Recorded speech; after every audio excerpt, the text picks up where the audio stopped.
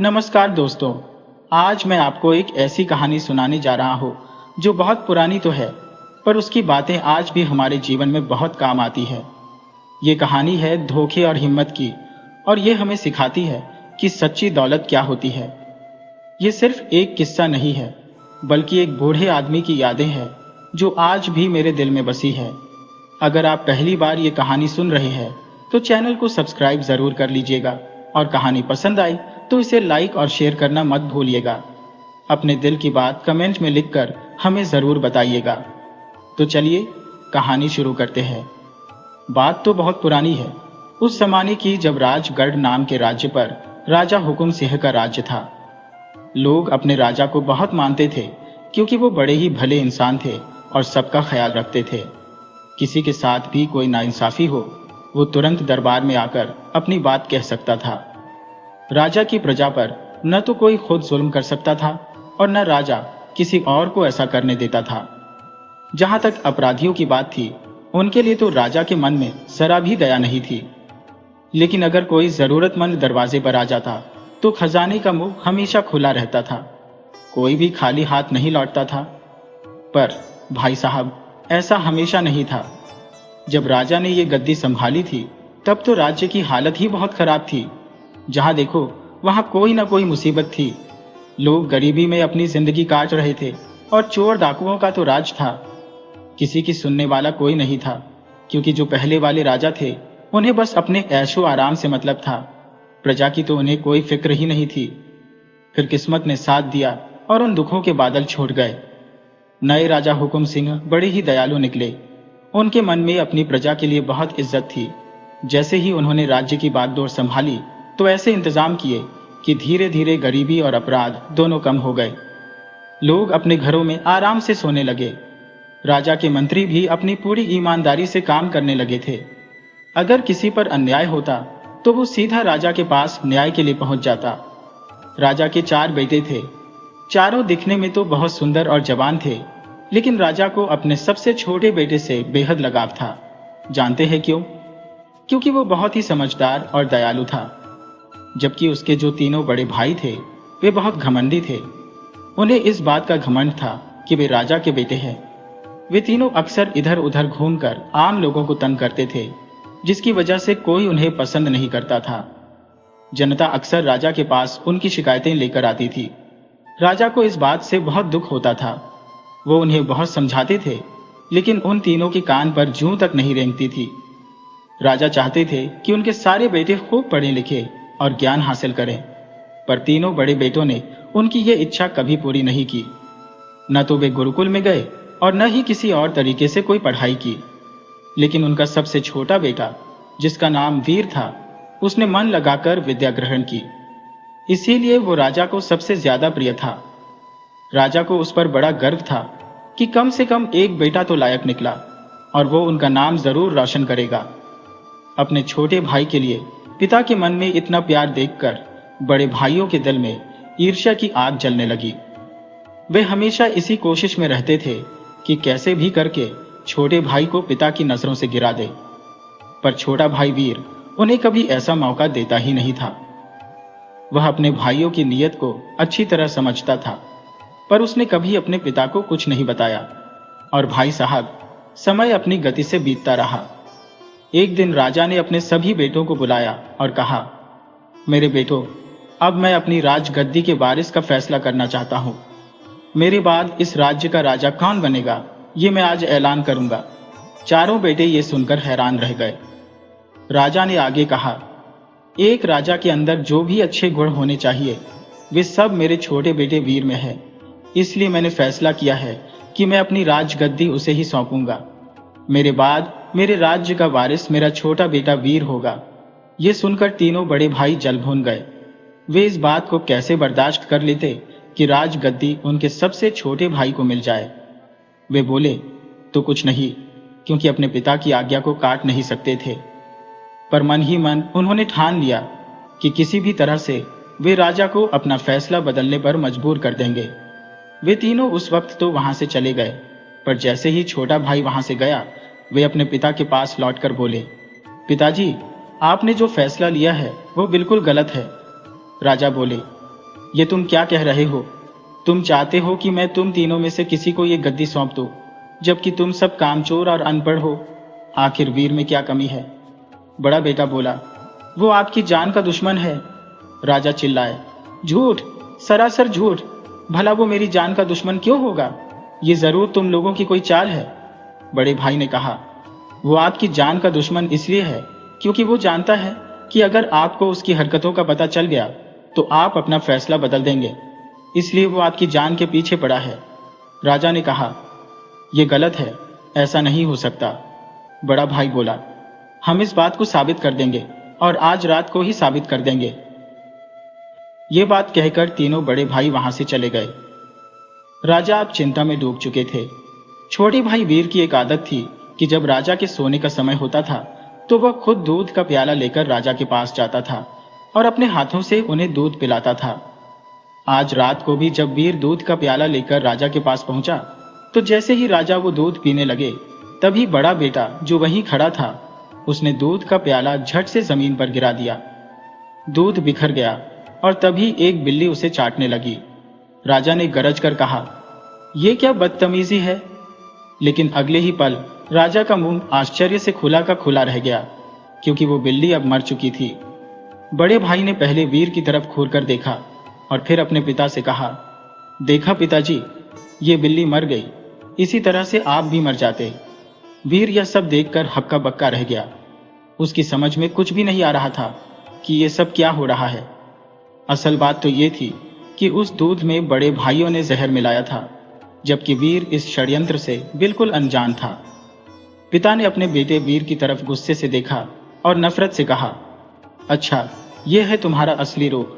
नाटक तो ऐसे करता था जैसे मुझे बहुत प्यार करता है, पर तुम तो मुझे मारना चाहते हो। अच्छा हुआ, सही समय पर मेरी आंखें खुल गईं। वीर घबराया हुआ कभी राजा को देख रहा था, कभी बड़े भाई को, तो कभी वहां पड़ी हुई मरी हुई बिल्ली को। उसके मुंह से तो शब्द ही नहीं निकल रहे थे। राजा ने तुरंत कहा कि महामंत्री को बुलाया जाए। जब महामंत्री वहां आए तो राजा बोले, महामंत्री, मैंने अपना फैसला बदल दिया है। मेरे बाद इस राज्य के 3 हिस्से किए जाएंगे और मेरे तीनों बड़े बेटे एक एक हिस्से के राजा बन जाएंगे। इस मक्कार वीर को कुछ नहीं मिलेगा, ये तो अपने ही पिता का दुश्मन बन गया है। इसके बाद राजा ने वीर की तरफ देखकर कहा, दूर हो जाओ मेरी नजरों से और दोबारा कभी अपनी सूरत मत दिखाना। वीर की तो मानो दुनिया ही उजड़ गई थी। भाइयों ने ऐसा धोखा दिया था। राजा इतने क्रोध में थे कि वीर को अपनी सफाई में कुछ कहने का मौका ही नहीं मिला और वीर वहां से चला गया।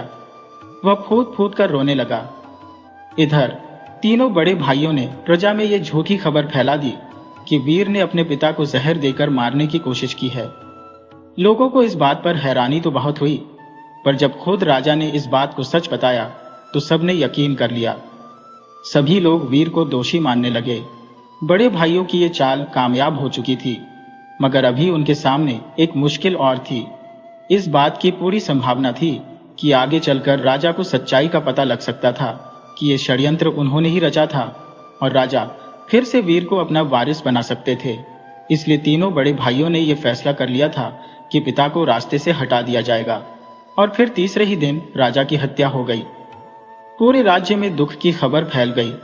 सारी प्रजा आंसू बहा रही थी। सबसे ज्यादा दुख तो छोटे भाई वीर को था, पर सभी को वीर पर ही शक था कि इसी ने अपने पिता की हत्या की है, क्योंकि इसने पहले भी राजा को मारने की कोशिश की थी। बड़े भाई भी दिखावे के लिए आंसू बहा रहे थे। कुछ दिन गुजरे। राजा का राज्य बड़े भाइयों में बराबर बराबर बांट दिया गया। राजा का महल सबसे बड़े भाई के हिस्से में आया। राजा की मौत होते ही राज्य के हालात पहले जैसे नहीं रहे, बल्कि एक बार फिर से गरीबी और भी ज्यादा फैलने लगी। इसका कारण ये था कि बड़े भाई अपने राज्य की भलाई छोड़कर अपने ऐशो आराम में डूब गए थे। वे तीनों बड़े ही लालची थे और राजा के खजाने में जितना भी धन था वो उन्होंने अपनी अय्याशी पर लुटा दिया था।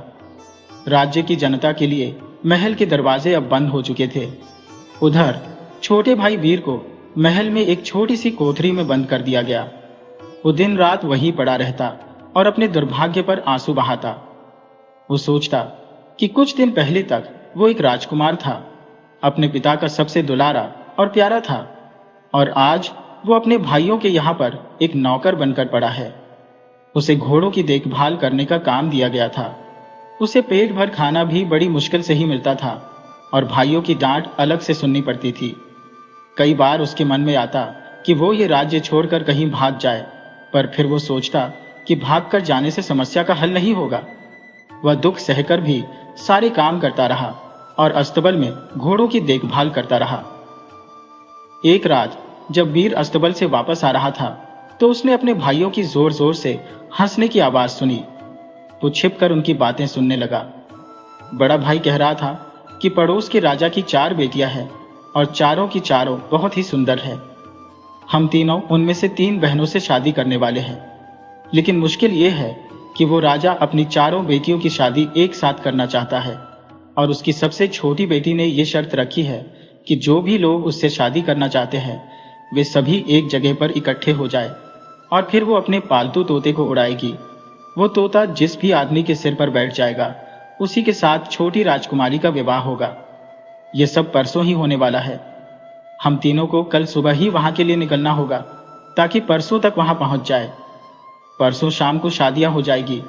सभी भाई बहुत खुश हुए और अगले दिन सूरज उगने से पहले ही वे तीनों अपने अपने घोड़ों पर सवार होकर उस राज्य के लिए चल दिए। छोटा भाई वीर अब महल में अकेला ही रह गया था। उसने सोचा कि उसे भी जाना चाहिए। हालांकि उसके जालिम भाइयों ने उसे धमकी दी थी कि अगर उसने महल से बाहर कदम रखा तो उसकी खैर नहीं, पर उसने सोचा कि जो भी होगा देखा जाएगा और वह भी एक घोड़े पर सवार होकर निकल पड़ा। रास्ते में चलते चलते एक घना जंगल था। जंगल से गुजरते हुए उसने देखा कि सामने से एक साधु महाराज आ रहे थे। वीर ने घोड़े से उतरकर उन्हें प्रणाम किया। साधु महाराज ने कहा, बेटा, मैं इस जंगल में रास्ता भटक गया हूं और बहुत भूखा हूं। यहाँ पर न तो कोई फल का पेड़ है और न ही पीने का पानी। क्या तुम मेरी कुछ मदद कर सकते हो? वीर ने अपने पास रखी हुई 3 रोटियां और पानी की सुराही उस साधु को दे दी जो उसने महल से चलते समय अपने पास रखी थी। उसे साधु पर दया आ गई। साधु ने रोटियां खाई, पानी पिया और फिर वो बहुत ही खुश हुए। इसके बाद वीर ने उस साधु को अपनी सारी आपबीती सुना दी। साधु ने कहा, बेटा, तुम एक सच्चे इंसान हो। तुमने मुझे अपना खाना दिया, अब मैं भी तुम्हें कुछ देना चाहता हूं। यह कहकर साधु ने एक अंगूठी वीर को दे दी और कहा कि तुम इसे पहन लो। इसे पहनने के बाद तुम अपनी कोई भी 3 इच्छाएं पूरी कर सकते हो। बस यूं समझ लो कि तुम्हारी खिलाई हुई 3 रोटियों के बदले में यह तुम्हारा इनाम है। लेकिन याद रखना कि अंगूठी का गलत इस्तेमाल मत करना। तुम्हारी 3 इच्छाएं पूरी हो जाने के बाद यह अंगूठी अपने आप गायब हो जाएगी और मेरे पास वापस आ जाएगी। इतना कहकर साधु आगे चल दिए। वीर ने वो अंगूठी पहन ली और साधु महाराज को प्रणाम करके वहां से आगे बढ़ गया। जब वह पड़ोसी राज्य में पहुंचा तो वहां के राजा के पास जाने से पहले उसने सोचा कि मेरे भाई वहां पर पहले से ही होंगे और वे मुझे पहचान न सके, इसलिए मुझे अपना भेष बदल लेना चाहिए। वीर ने तुरंत एक गरीब आदमी का भेष बनाया और फिर उस जगह पर पहुंच गया जहां पर छोटी राजकुमारी से विवाह करने के लिए लोग इकट्ठे हुए थे।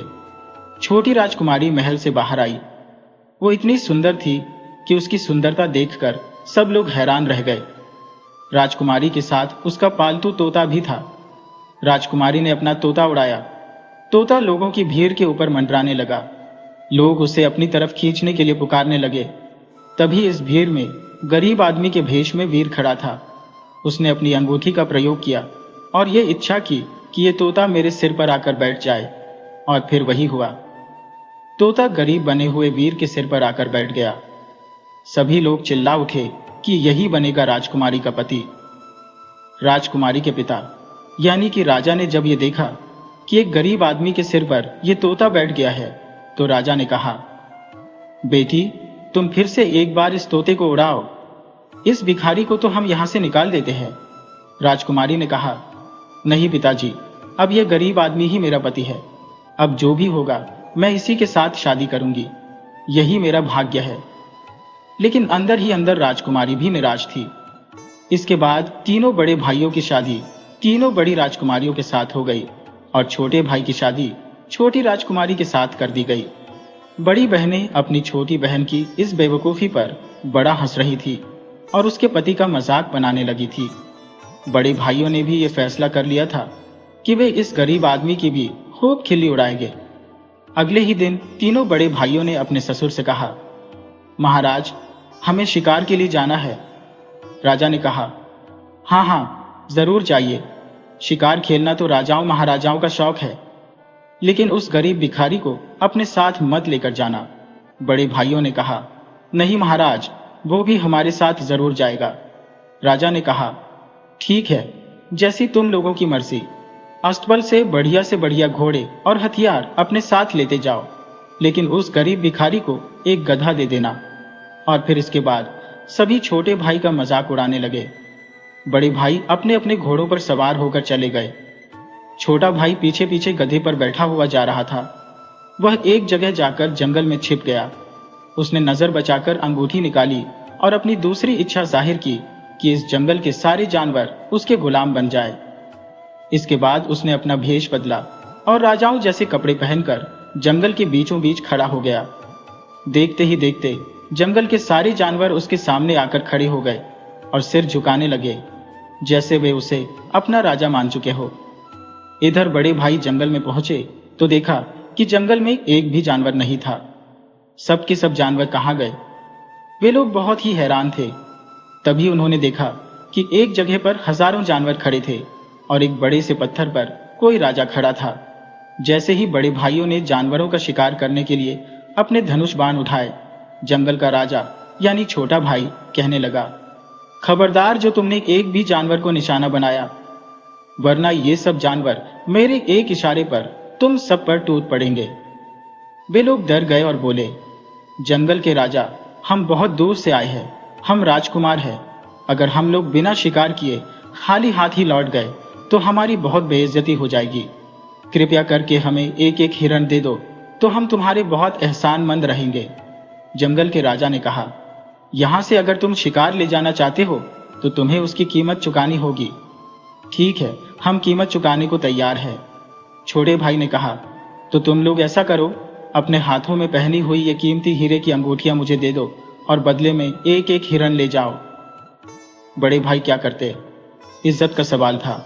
उन्होंने अपनी कीमती अंगूठियां निकालकर जंगल के राजा को दे दी और एक एक हिरण लेकर महल में चले गए। उनका ससुर राजा बहुत खुश हुआ कि उसके दामाद शिकार करके वापस लौटे हैं।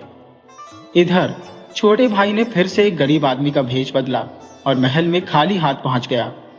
उसे देखते ही बड़े भाई और बड़ी राजकुमारियों ने उसका मजाक उड़ाया और उस पर हंसने लगे। ससुर ने कहा, ये तो भिखारी है, शिकार खेलना तो राजकुमारों का काम है, इस भिखारी के बस का कुछ नहीं है। लोग हंस रहे थे।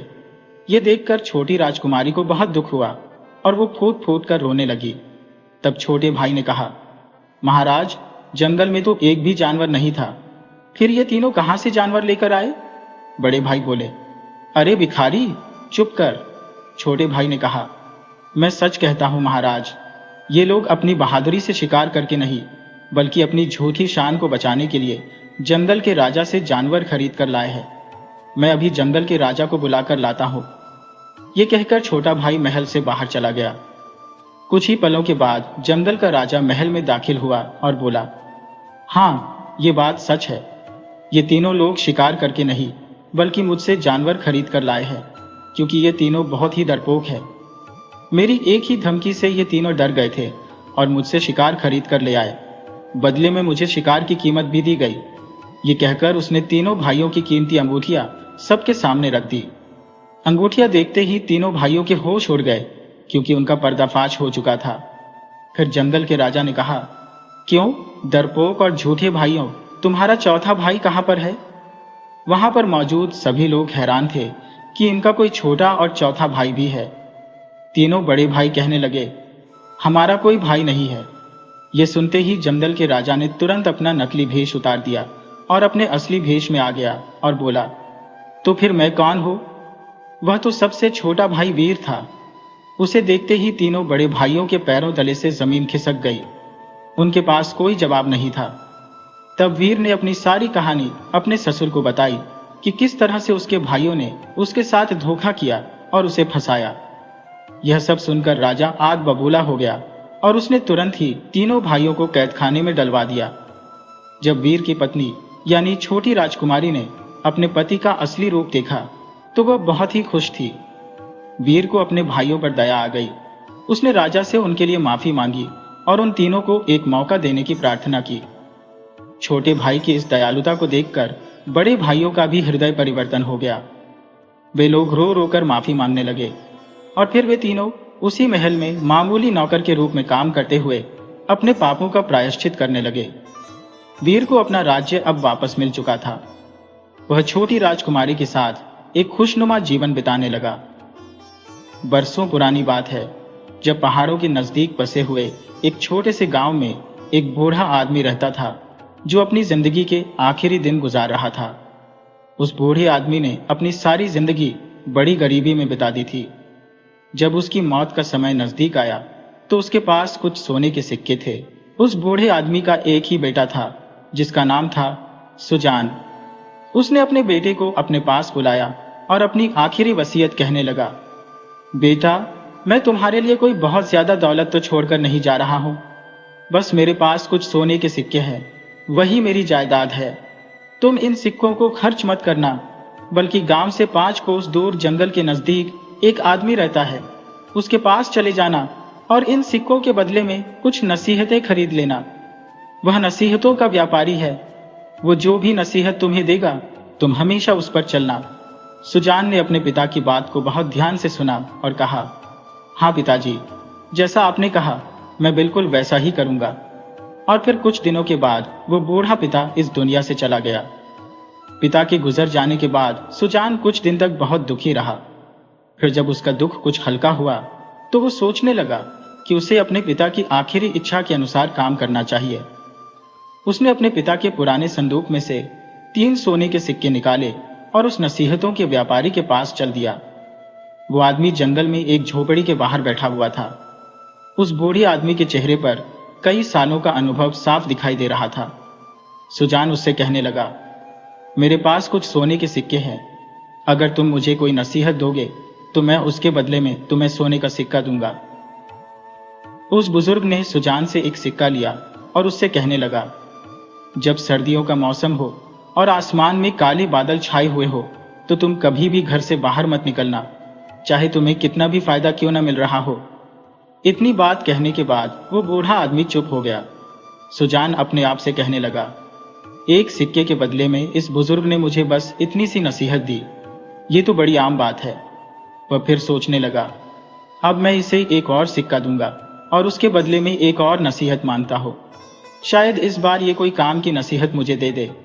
वो बुजुर्ग से कहने लगा, बाबा जी, मुझे कोई और अच्छी सी नसीहत दीजिए। ये कहकर उसने एक सोने का सिक्का निकाला और उस बूढ़े आदमी के हाथ पर रख दिया। सिक्का लेकर वह बुजुर्ग कहने लगा, तुम जब भी कभी कोई तोता, बकरी या कुत्ते को बिकते हुए देखो तो फौरन, चाहे कितनी भी कीमत हो, उनको खरीद लेना और उनका अच्छी तरह से ख्याल रखना। फिर वह बुजुर्ग आदमी तीसरी नसीहत करने लगा। बोला, चाहे कुछ भी हो जाए, कभी किसी को अपना राज मत बताना। किसी भी अनजान औरत को अपने घर में दाखिल मत होने देना। उसके साथ कभी हमदर्दी जताने की कोशिश न करना, चाहे वो कितनी भी खूबसूरत क्यों ना हो। बुजुर्ग ने अपनी ये नसीहत की। इसके बाद वह बिल्कुल चुप हो गया और सुजान ने एक सोने का सिक्का उसके हवाले कर दिया। अब सुजान के पास कुछ भी नहीं था, इसलिए वो वहां से उठा और अपने घर की तरफ चला गया। यूं ही समय गुजरता रहा। एक दिन सुजान अपने दोस्तों के साथ मिलकर व्यापार करने के लिए दूसरे शहर में जाने का फैसला करता है। जिस रास्ते पर उन्हें जाना था वहां एक बहुत ही पत्थरीली और खतरनाक पहाड़ी थी। और फिर तय किए गए दिन पर सुजान का दोस्त सुजान के पास आया और उसे सफर पर जाने के बारे में पूछने लगा। सुजान ने आसमान की तरफ देखा तो उसे काले स्याह बादलों का टुकड़ा नजर आया। उसने अपने आप से कहा, मैंने 3 सोने के सिक्के देकर नसीहतें खरीदी थी, लगता है अब उन पर अमल करने का समय आ चुका है। वह अपने दोस्तों से कहने लगा, मेरे ख्याल से हमें आज सफर पर नहीं जाना चाहिए, बल्कि मौसम ठीक होने का इंतजार करना चाहिए। शायद कल तक मौसम ठीक हो जाएगा, हम कल निकलेंगे। लेकिन उसके साथी कहने लगे, मौसम तो अभी बिल्कुल ठीक है, तुम्हें हमारे साथ आना है तो आओ, वरना हम तुम्हारे बिना ही चले जाएंगे। सुजान ने कहा, तो ठीक है, लेकिन मैं तुम्हारे साथ नहीं आऊंगा। तुम्हें अगर ज्यादा जल्दी है तो तुम जा सकते हो। सुजान के दोस्त उसे डरपोक होने का ताना देने लगे तो उसने कहा, हाँ हाँ ठीक है, मैं डरपोक ही सही, तुम्हें जाना है तो जाओ ना। और फिर उसके दोस्त वहां से सफर के लिए निकल पड़े। चलते चलते वे दोनों दोस्त पहाड़ के उस खतरनाक सिरे पर जा पहुंचे और वहां पर पहुंचते ही उन्होंने देखा कि अचानक मौसम खराब हो गया।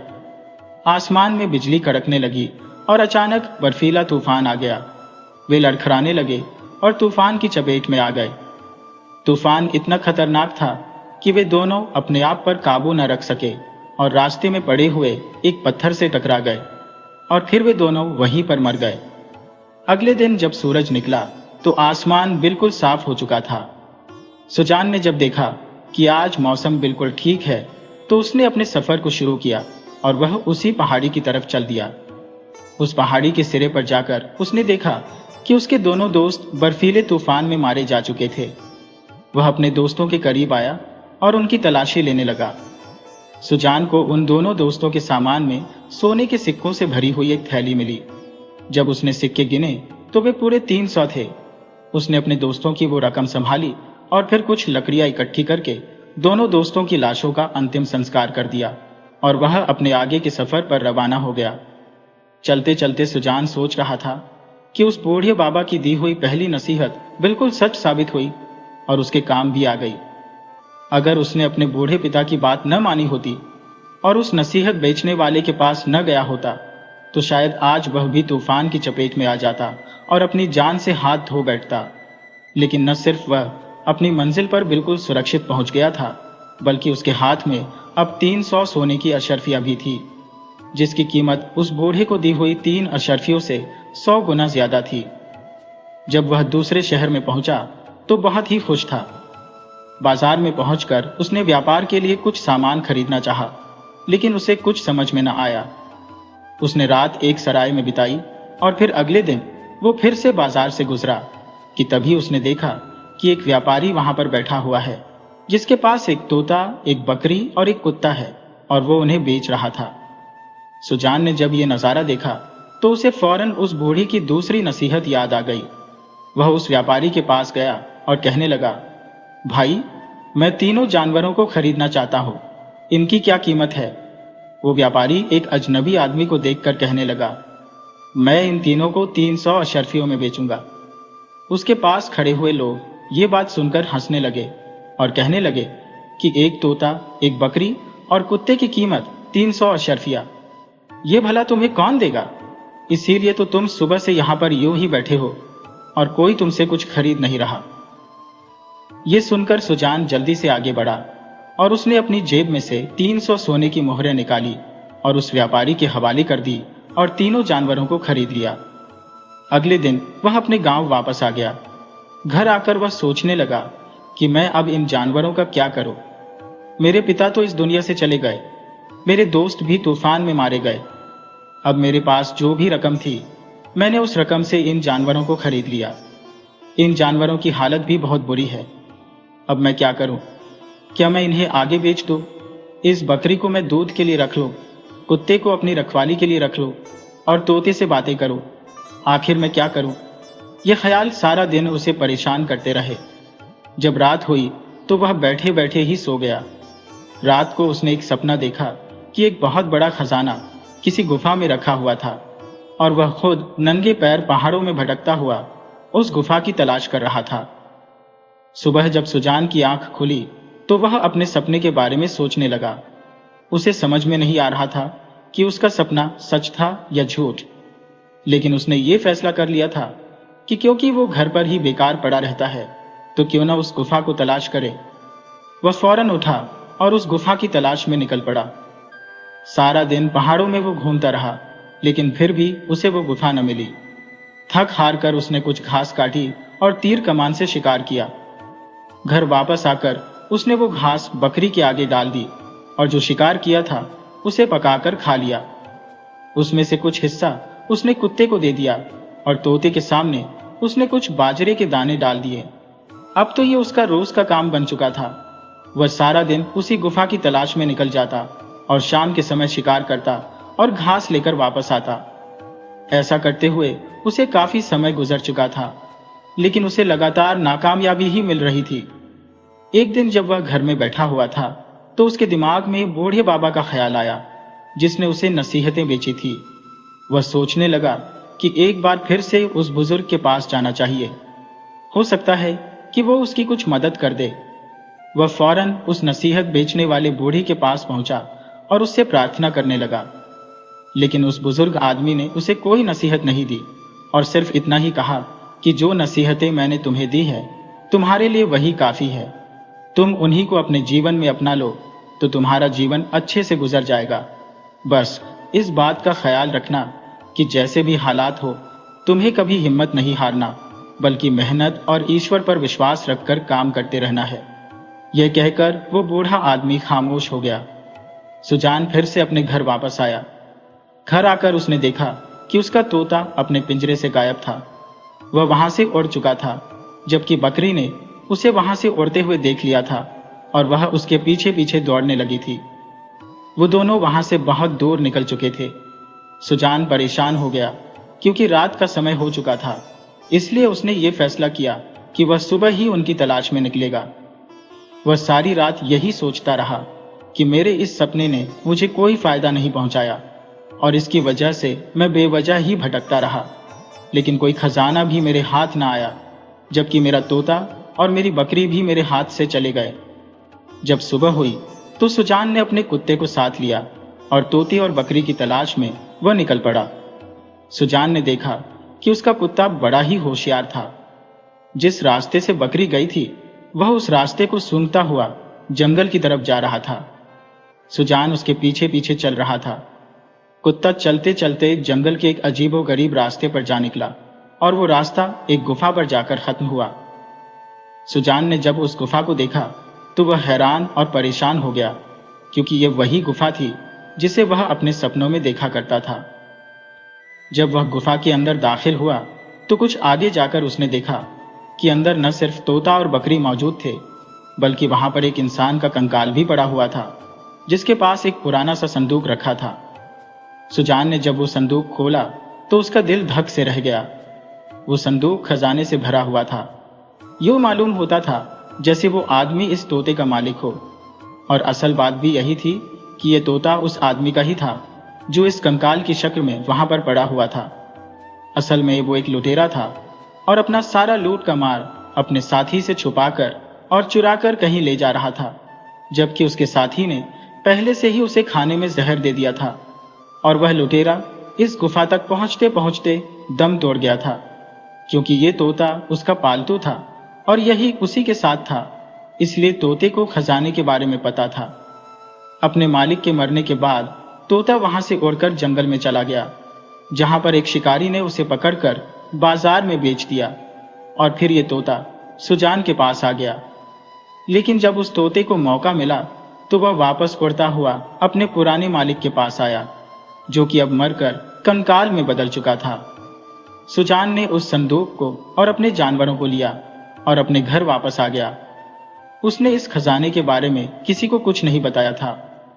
थोड़े दिनों के बाद उसके हालात बदलने लगे और उसने खजाने का थोड़ा सा हिस्सा निकालकर अपने लिए एक दूसरा बड़ा सा घर बना लिया। वो अपने पुराने मकान को छोड़ चुका था। अब इस दुनिया में वह बिल्कुल अकेला ही था। न तो उसके पिता थे, न ही उसके दोस्त, और ये जानवर ही बस उसकी जिंदगी का हिस्सा थे।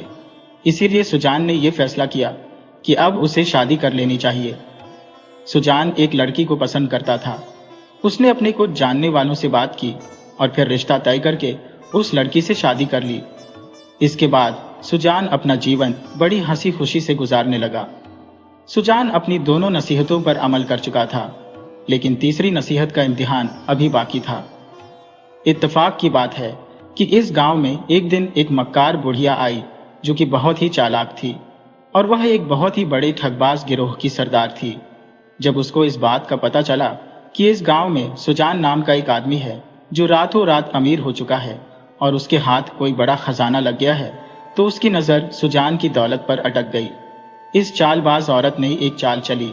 उसने एक नेक औरत का रूप धर लिया और सुजान के घर जा पहुंची। जब सुजान घर पर नहीं था, उसने दरवाजे पर दस्तक दी। सुजान की पत्नी ने दरवाजा खोला तो वह ठगनी उसके सामने बड़ी ही अच्छी और नेक होने का ढोंग रचने लगी। सुजान की पत्नी एक बहुत ही नेक और दयालु औरत थी। वह ठगनी की मीठी मीठी बातों पर विश्वास करने लगी और उसे अंदर ले आई। इस तरह से वह ठगनी सुजान की पत्नी की बहुत ही अच्छी सहेली बन गई। अब तो वह रोज उसकी बीवी से मिलने के लिए आती। वह उस समय आती जब सुजान घर पर नहीं होता था। उसने अपनी चिकनी चुपड़ी बातों से सुजान की पत्नी का भरोसा जीत लिया और उस खजाने का राज उगलवा लिया। उसे पता चल चुका था कि सुजान ने अपना खजाना कहां पर छुपाया है। असल बात तो ये थी कि सुजान ने अपने खजाने को अपने पुराने घर में छिपा रखा था, जो कि अब खंडहर हो चुका था। वहीं पर उसने अपने खजाने को जमीन में गाड़ा हुआ था। सुजान की पत्नी से यह राज अब उस ठगनी को मालूम हो चुका था। उस बुढ़िया ने अपने कुछ ठगबाज साथियों को बुलाया और रात के अंधेरे में वो खजाना वहां से लेकर गायब हो गई। कुछ दिन यूं ही बीते। एक दिन सुजान अपनी पत्नी से कहने लगा कि अब हमें बाकी के खजाने को भी बेच देना चाहिए ताकि मैं कोई कारोबार शुरू कर सकूं, क्योंकि घर में बैठकर खाने से तो समंदर जितनी दौलत भी खत्म हो जाती है। जब वो अपनी पत्नी को लेकर अपने पुराने घर में पहुंचा जहां पर उसने खजाना छुपाया था, तो वहां पहुंचकर उसके पैरों तले से जमीन खिसक गई, क्योंकि खजाने से भरा हुआ संदूक वहां से गायब था। उसने पूरा घर खोद डाला, लेकिन कहीं भी उसे संदूक नहीं मिला। आखिर वो उसे मिलता भी कैसे, क्योंकि वो ठग बुढ़िया अपने साथियों के साथ पहले ही गायब कर चुकी थी। आखिर परेशान होकर सुजान ने गुस्से में आकर अपनी पत्नी से पूछा, क्या कोई औरत हमारे घर पर आई थी? तो उसकी पत्नी ने डरते डरते सारी बात सुजान को बता दी। सुजान को फौरन उस बूढ़े की नसीहत याद आ गई कि कभी किसी चलती फिरती औरत को अपने घर में दाखिल मत करना।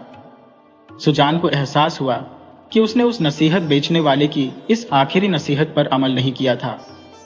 अगर उसने अपनी पत्नी को इस नसीहत के बारे में बताया होता तो आज उसे अपने खजाने से हाथ न धोना पड़ता। वह अपना सिर पकड़कर बैठ गया।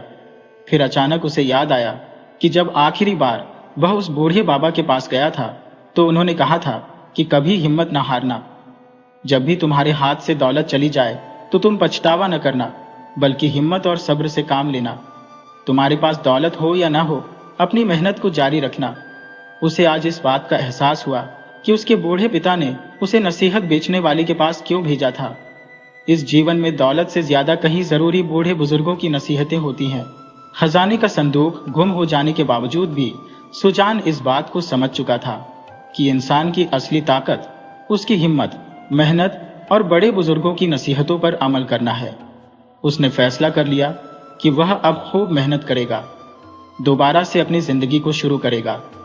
वह अक्सर उस कमरे में आकर बैठ जाता जहां पर उसने कुत्ता, बकरी और तोते को रखा हुआ था। वह उनसे बातें करके अपना बोझ हल्का करता, क्योंकि ये जानवर उसके मुश्किल के साथी थे और वह खजाना उन्हें इन्हीं की वजह से मिला था। सुजान के पास अब जो भी जमा पूंजी बची थी, उसने एक बार फिर से अपना व्यापार शुरू कर दिया। वह दिन रात मेहनत करता रहा। उसे जो भी पैसे मिले उनसे वह अपने घर के खर्च चलाता और कुछ रुपए वह अपने पास एक छोटे से संदूक में जमा करते रहता। ईश्वर ने उसके कारोबार में ऐसी बरकत दी कि कुछ ही महीनों में वह फिर से मालामाल हो गया और इस शहर के सबसे बड़े कपड़ों का व्यापारी बन गया।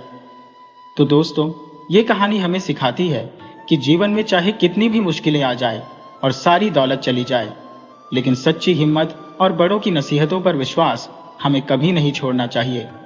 मेहनत का फल हमेशा मिलता है। मुझे पूरी उम्मीद है कि आपको ये कहानी पसंद आई होगी।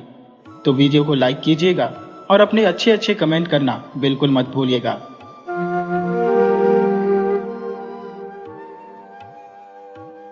आज जो कहानी मैं आपको सुनाने वाला हूं वो दो जुड़वा भाइयों धर्मवीर और कर्मवीर की है।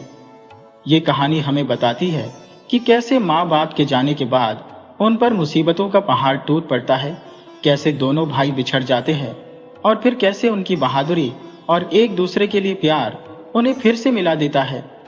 ये एक बहुत ही दिल छू लेने वाली और हिम्मत देने वाली कहानी है। तो चलिए कहानी शुरू करते हैं। एक नगर था जिसका नाम था दीमपुर और वहां राजा इंद्रवर्मा का राजपाट चलता था। उस नगर में हर तरफ बस सुख और चैन था। किसान अपने खेतों में मेहनत करते और व्यापारी अपना कारोबार देखते थे। हर कोई अपने अपने काम में लगा रहता था। शहर में इंसाफ का राज था। चोर, बदमाश और डाकू जैसे बुरे लोग नगर में घुसने की भी हिम्मत नहीं करते थे। इसकी सबसे बड़ी वजह थी उस नगर के कोतवाल भूषण प्रताप। कोतवाल भूषण प्रताप एक बहुत ही दिलेर और सच्चे इंसान थे। चोर लुटेरे तो कोतवाल प्रताप का नाम सुनकर ही थर थर कांपने लगते थे। कोतवाल के घर में उसकी पत्नी और उसके 2 जुड़वां बेटे थे। दोनों नन्हे मुन्ने बेटे अभी बस 2 साल के ही थे। इस तरह कोतवाल अपने हंसते खेलते परिवार के साथ बहुत सुख से जी रहा था।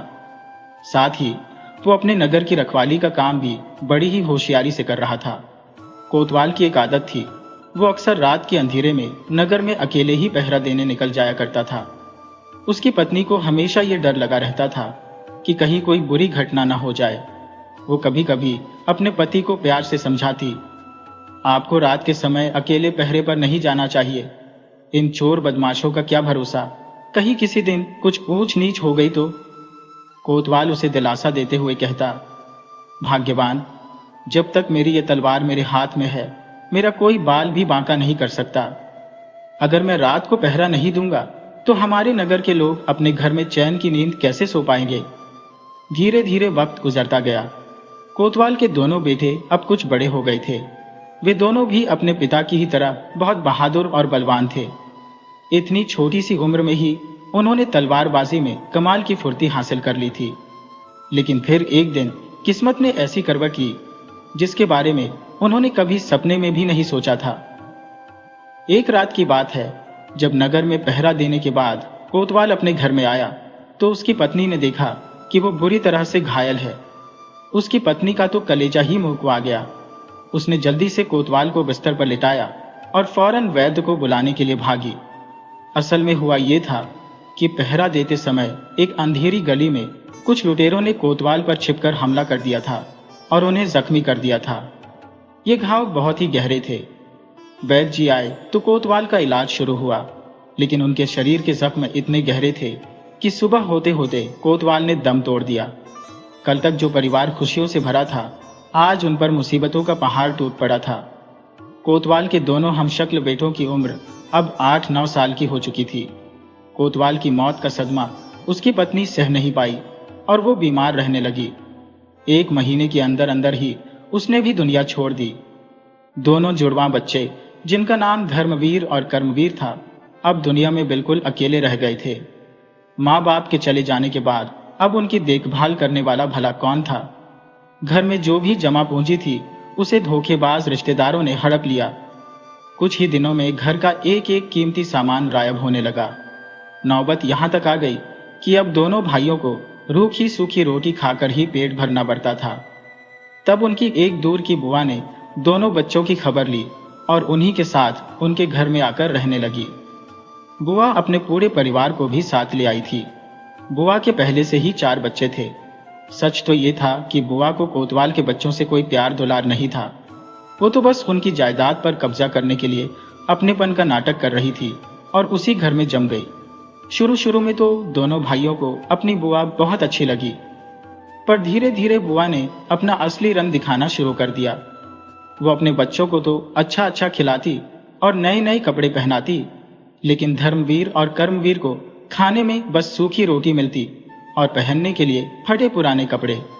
उनकी हालत अब घर के नौकरों जैसी हो गई थी। बुआ ने दोनों भाइयों को भेड़ें चराने का काम दे दिया था।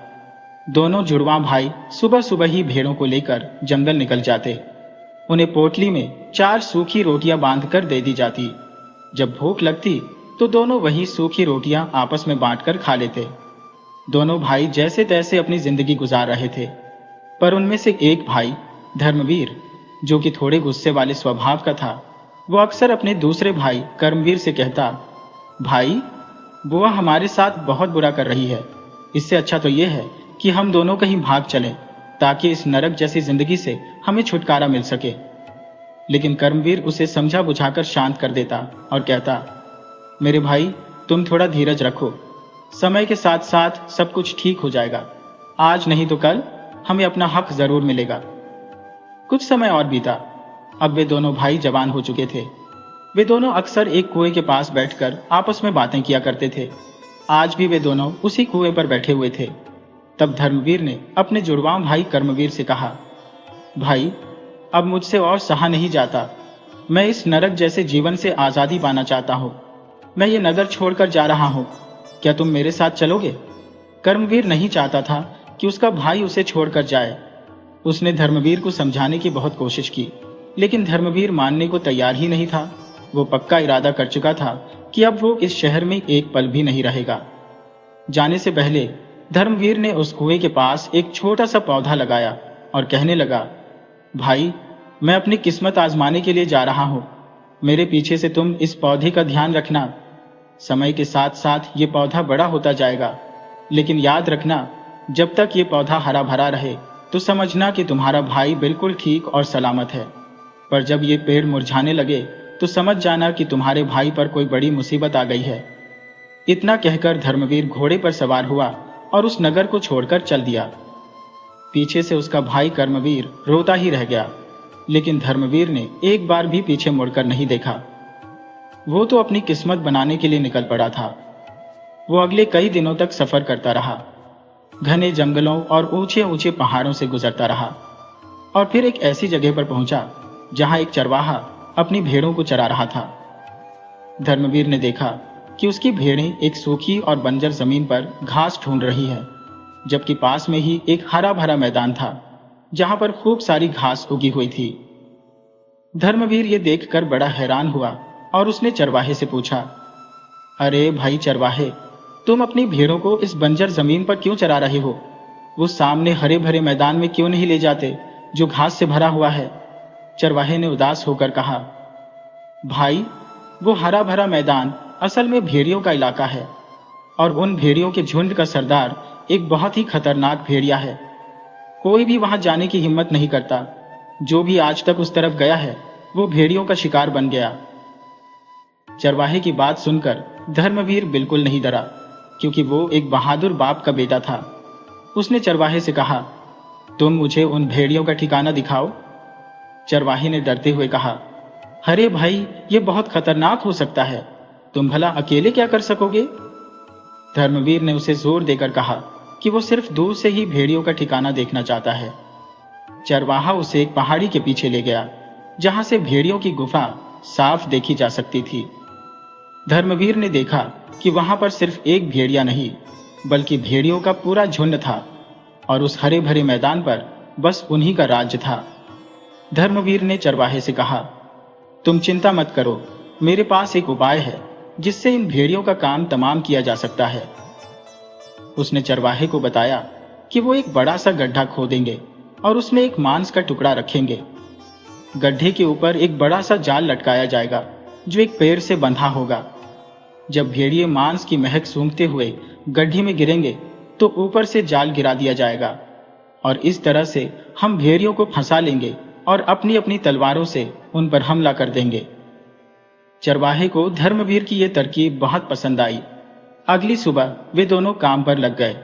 उन्होंने एक बड़ा सा गड्ढा खोदा और उसमें मांस का एक बड़ा टुकड़ा रख दिया। जाल को पेड़ से बांध दिया गया। इसके बाद वे दोनों पास के ही एक पेड़ के पीछे छिप गए। उनके हाथों में तलवारें थीं। थोड़ी देर के बाद भेड़ियों ने मांस की गंध सूंघी और गड्ढे की तरफ दौड़े।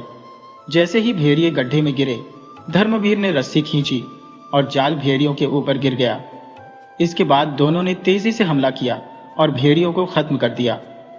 चरवाहा खुशी से झूम उठा।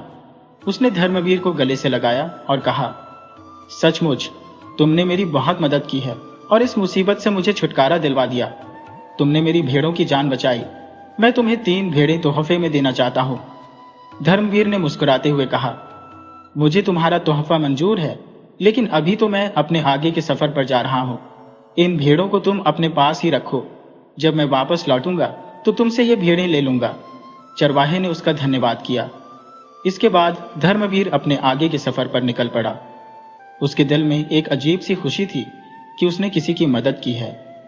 कई दिनों के सफर के बाद धर्मवीर एक गांव में पहुंचा। ये गांव अपने व्यापार के लिए बहुत मशहूर था, लेकिन वहां की गलियों में एक अजीब सी खामोशी थी। लोग डरे डरे से नजर आ रहे थे। दुकानें जल्दी बंद हो जाती थी। वहां पहुंचकर धर्मवीर एक कुएं के पास रुका, जहां पर एक बहुत ही सुंदर सी लड़की चुपचाप बैठी हुई थी। उसके हाथ में एक मिट्टी का घड़ा था। धर्मवीर ने उस लड़की से पूछा, तुम इतनी उदास क्यों हो, और इस गांव में आखिर ऐसी कौन सी मुसीबत आ गई है जो सभी लोग डरे सहमे से लगते हैं। उस लड़की ने धर्मवीर की तरफ देखा और कहने लगी, दरअसल बात यह है मुसाफिर कि हमारे गांव पर डाकुओं का डर छाया हुआ है। वो डाकू जिसका नाम रुस्तम है, वो बहुत ही बेरहम और ताकतवर है। वो हर हफ्ते हमारे बाजार को लूटता है, दुकानदारों से उनका माल छीन लेता है। अगर कोई उसका विरोध करता है तो वो उसे जान से मार डालता है। आज शाम को वो दोबारा आने वाला है, इसीलिए लोग डरे हुए हैं। धर्मवीर का दिल ये सुनकर बहुत दुखी हुआ। उसने लड़की से कहा, ये कैसी नाइंसाफी है? क्या तुम्हारे गांव वालों ने उन डाकुओं को सबक सिखाने की कोशिश नहीं की? लड़की बोली, हमने कई बार कोशिश की, लेकिन रुस्तम और उसके साथी बहुत ताकतवर है। उनके पास तेज धार वाले हथियार है और वे लोग बहुत ही बेरहम हैं। हम लोगों के पास कोई चारा नहीं है। धर्मवीर ने सोचा कि उसे ही कुछ करना होगा। वो गांव के एक बूढ़े आदमी के पास गया, जो उस गांव के एक बहुत ही तजुर्बेकार और समझदार इंसान थे। बूढ़े आदमी ने धर्मवीर को बताया कि लुटेरे रुस्तम की सबसे बड़ी कमजोरी उसका लालच है। वो दौलत के लिए कुछ भी कर सकता है और उसे अपनी ताकत पर बहुत ही घमंड है। बूढ़े आदमी की बातें सुनकर धर्मवीर के दिमाग में एक तरकीब आई। उसने बूढ़े से कहा, बाबा, अगर हम योजना बनाकर उस लुटेरे पर हमला करें तो उसे हराया जा सकता है, लेकिन उसके लिए हमें उसे अपनी चाल में फंसाना होगा। बूढ़े आदमी ने कहा, हाँ, लेकिन यह काम इतना आसान नहीं है। रुस्तम एक बहुत ही चालाक आदमी है। धर्मवीर ने मुस्कुराते हुए कहा, आप चिंता मत कीजिए बाबा, अक्ल हमेशा लालच पर भारी ही पड़ती है। इसके बाद धर्मवीर ने कुछ गांव वालों को इकट्ठा किया और उन्हें अपनी योजना समझाने लगा। उसने गांव के बाजार में एक नकली खजाने की अफवाह फैला दी कि एक व्यापारी ने अपना सोना एक खुफिया तहखाने में छिपाया है। धर्मवीर ने गांव वालों को हिदायत दी कि वो बाजार को खाली छोड़ दें और अपने अपने घरों में जाकर छिप जाए। इसके बाद उसने कुछ दुकानदारों के साथ मिलकर एक झूठा तहखाना बनवाया। बहुत सी ऐसी ईंटें जिन पर सोने जैसा रंग चढ़ा हुआ था, ताकि वो देखने में कीमती लगें, वो ईंटें उस तहखाने में रख दी गईं। शाम का समय हुआ तो डाकू रुस्तम अपने साथियों के साथ बाजार में आया। उन्होंने जब खजाने की अफवाह सुनी तो लालच में आकर उस तहखाने की तरफ बढ़ने लगे, लेकिन वो इस बात से अनजान थे कि ये सब एक सोची समझी चाल थी। जैसे ही वे लोग तहखाने में घुसे, धर्मवीर और गांव के कुछ आदमियों ने तेजी से उन पर हमला कर दिया। लुटेरे रुस्तम और उसके गिरोह को इस बात की भनक तक नहीं थी। अचानक हुए इस हमले से वो घबरा गए। उन्हें संभलने का मौका ही नहीं मिला। डाकू रुस्तम और उसके साथियों को पकड़ लिया गया। आज धर्मवीर ने वो काम कर दिया था जो कभी उसके पिता कोतवाल भूषण प्रताप किया करते थे। आखिर उसमें उन्हीं का खून जो था, और इस तरह से धर्मवीर ने अपनी बहादुरी और समझदारी से लुटेरों को बंदी बना लिया और उन्हें जेल में डलवा दिया गया। गांव के लोग बहुत खुश थे। उन्होंने धर्मवीर की समझदारी और उसकी बहादुरी की बहुत तारीफ की। जो लड़की धर्मवीर को कुएं पर मिली थी, वो उस गांव के मुखिया की बेटी थी। उसने धर्मवीर का बहुत शुक्रिया किया और फिर वो धर्मवीर को अपने पिता से मिलवाने ले गई। उस लड़की का नाम शीतल था। शीतल के पिता यानी गांव के मुखिया ने जब धर्मवीर को देखा और उसकी बहादुरी के बारे में सुना, तो वो भी उसकी तारीफ करते हुए कहने लगे, बेटा, तुमने हमारे गांव की एक बहुत बड़ी मुसीबत को दूर किया है। मैं चाहता हूं कि तुम हमारे साथ ही रहो और मेरी बेटी शीतल से शादी कर लो। धर्मवीर पहले तो सोच में पड़ गया, लेकिन शीतल की खूबसूरती और उसके अच्छे व्यवहार को देखकर वो तैयार हो गया। गांव में अगले 7 दिनों तक जश्न मनाया गया। धर्मवीर और शीतल की शादी हो गई। धर्मवीर अब मुखिया की हवेली में ही रहने लगा था, लेकिन उसका दिल अब भी अपने भाई कर्मवीर के लिए धड़कता था। वो कई बार सोचता कि मेरा भाई किस हालत में होगा, आखिर वो मुझसे कब मिलेगा। इसी तरह से कुछ दिन बीते। एक दिन धर्मवीर का मन शिकार करने का हुआ और वो जंगल की तरफ निकल गया। मुखिया ने उसे सावधान किया था कि पास के ही पहाड़ पर एक खतरनाक जादूगर रहता है, जो अपनी जादुई छड़ी से लोगों पर जादू कर देता है। धर्मवीर ने उससे वादा किया था कि वो पहाड़ के पास नहीं जाएगा, लेकिन जब वो एक शिकार का पीछा कर रहा था तो पीछा करते करते उस पहाड़ तक पहुंच गया जहां पर उस जादूगर की गुफा थी। अनजाने में धर्मवीर उस गुफा के पास पहुंच गया। जादूगर गुफा के बाहर खड़ा अपनी कोई पूजा पाठ कर रहा था। जैसे ही जादूगर ने धर्मवीर को देखा, उसने अपनी छड़ी को घुमाया और धर्मवीर की तरफ इशारा किया। उसके ऐसा करते ही धर्मवीर और उसका घोड़ा दोनों जमीन पर गिर पड़े और बेहोश हो गए। जादूगर हंसता हुआ अपनी गुफा में वापस चला गया। दूसरी तरफ उसका भाई कर्मवीर अपने गांव के कुएं के पास बैठा हुआ था। जब उसने देखा कि धर्मवीर का लगाया हुआ पेड़ अचानक मुरझाने लगा है तो उसका दिल धक से रह गया। उसे विश्वास हो गया कि धर्मवीर किसी बड़ी मुसीबत में है। कर्मवीर ने फौरन अपना घोड़ा तैयार किया और अपने भाई की तलाश में निकल पड़ा। रास्ते में कर्मवीर उस चरवाहे से मिला जिससे धर्मवीर मिला था। चरवाहे ने उसे धर्मवीर समझकर कहा, अरे मुसाफिर, तुम्हारी भेड़ों ने बच्चे दिए हैं और अब वे 3 से 12 हो चुकी है, उन्हें लेते जाओ। कर्मवीर ने कहा, वो मेरा भाई धर्मवीर होगा, क्या तुमने उसे देखा है? वो किस तरफ गया है? चरवाहे ने उसे बताया कि कई दिन पहले धर्मवीर यहां से गुजरा था। कर्मवीर ने अपना आगे का सफर जारी रखा और फिर वो उस गांव में जा पहुंचा जहां पर धर्मवीर ने लुटेरों को हराया था। गांव वालों ने कर्मवीर को देखा तो उसे धर्मवीर समझकर उसकी आवभगत करने लगे, लेकिन कर्मवीर ने बताया कि वो उसका भाई है। इसके बाद गांव वाले उसे मुखिया की हवेली पर ले गए। उसने मुखिया से धर्मवीर के बारे में पूछा। मुखिया ने बताया कि धर्मवीर शिकार खेलने के लिए गया था और मुझे लगता है कि शायद वो जादूगर के हाथों में फंस गया है।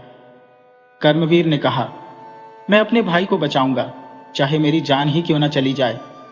मुखिया ने कर्मवीर से कहा, तुम ठहरो, तुम अकेले उसका कुछ नहीं बिगाड़ सकोगे। इसके बाद मुखिया ने गांव के कुछ समझदार लोगों को बुलाया और वे सभी मिलकर जादूगर से धर्मवीर को छुड़ाने की तरकीब सोचने लगे। गांव के एक बूढ़े वैद्य ने बताया कि उसके पास एक ऐसी जड़ी बूटी है, अगर वो जड़ी बूटी उस जादूगर की गुफा के बाहर जाकर जला दी जाए तो उसके धुएं की चपेट में आते ही जादूगर बेहोश हो जाएगा और फिर हम वहां से धर्मवीर को छुड़ा सकते हैं। कर्मवीर ने वो जड़ी बूटी ली और उन्हें लेकर जादूगर की गुफा की तरफ बढ़ने लगा। कर्मवीर बहुत ही सावधानी से छिपते छिपाते गुफा की तरफ जा रहा था और फिर वो झाड़ियों में छिपकर बैठ गया। उसने अपना मुंह और नाक एक कपड़े से बांध लिए। उसने देखा कि गुफा के बाहर कोई नहीं था। इसका मतलब ये था कि जादूगर गुफा के अंदर होगा। कर्मवीर ने फुर्ती से कुछ सूखे पत्ते और झाड़ियां इकट्ठी की, उन पर जड़ी बूटियां रखी और आग लगा दी। अगले ही पल धुआं फैलने लगा। गुफा के अंदर मौजूद जादूगर को जब कुछ गड़बड़ लगी तो वो उठकर गुफा से बाहर आया कि देखे आखिर माजरा क्या है। लेकिन जैसे ही उसने गुफा से बाहर कदम रखा, जड़ी बूटियों का धुआं उठा और जादूगर बेहोश होकर गिर गया। कर्मवीर ने तेजी से अपनी तलवार निकाली और जादूगर को खत्म कर दिया। कर्मवीर के मुंह और नाक पर कपड़ा बंधे होने के कारण उसके ऊपर जड़ी बूटियों के धुएं का कुछ खास असर नहीं हुआ। जादूगर को खत्म करने के बाद उसने अगला काम यह किया कि वो तेजी से अंदर गया जहां पर उसका भाई धर्मवीर जमीन पर पड़ा हुआ था। वो बहुत ही कमजोर और बीमार दिखाई दे रहा था। कर्मवीर ने उसे उठाया और वापस मुखिया की हवेली में ले आया, जहां पर गांव के वैद्य ने धर्मवीर का इलाज किया। वो जल्दी ही ठीक हो गया। जब उसे होश आया तो दोनों भाई बहुत खुश थे। उन्होंने एक दूसरे को गले से लगाया। फिर कर्मवीर ने कहा, अब मैं तुम्हें छोड़कर नहीं जाऊंगा मेरे भाई, अब हम हमेशा के लिए एक साथ ही रहेंगे। धर्मवीर ने कहा, भाई, यहां पर मेरी पत्नी है, मैं उसे छोड़कर नहीं जा सकता। तब धर्मवीर के ससुर यानी गांव के मुखिया ने कहा, मेरे बच्चों, तुम दोनों को एक साथ ही रहना चाहिए। मुझे पता चला है कि तुम्हारे नगर में तुम्हारे पिता का पुराना मकान है और तुम्हारी जमीन जायदाद भी है जिस पर तुम्हारा हक बनता है और वो तुम्हें मिलनी ही चाहिए। मैं अपने कुछ खास आदमियों को साथ लूंगा और हम सब मिलकर तुम्हारे नगर चलेंगे और तुम्हें तुम्हारा हक दिलवाएंगे। इसके बाद मुखिया, दोनों भाई, धर्मवीर की पत्नी और मुखिया के कुछ खास आदमी इकट्ठे हुए। उन्होंने अपने साथ सोने चांदी की अशर्फिया और बहुत सारा कीमती सामान लिया और वापस दीनपुर की तरफ चल दिए, जहां पर धर्मवीर और कर्मवीर का घर था। रास्ते में उन्हें वो चरवाहा मिला जिसने धर्मवीर को उसकी भेड़ें वापस की, जो अब तक भेड़ों का एक झुंड बन चुका था। जब वे लोग अपने गांव पहुंचे तो सीधा अपने घर गए, जिस घर पर उनकी बुआ का कब्जा था। बुआ ने जब देखा कि दोनों भाई पूरे लाभ लश्कर और इतनी सारी धन दौलत लेकर आए हैं, तो उसने दोनों भाइयों की जमीन जायदाद और हवेली वापस करने में ही अपनी भलाई समझी और वो शहर छोड़कर चली गई। दोनों भाई अब बहुत आराम से अपने पुरखों के घर में रहने लगे।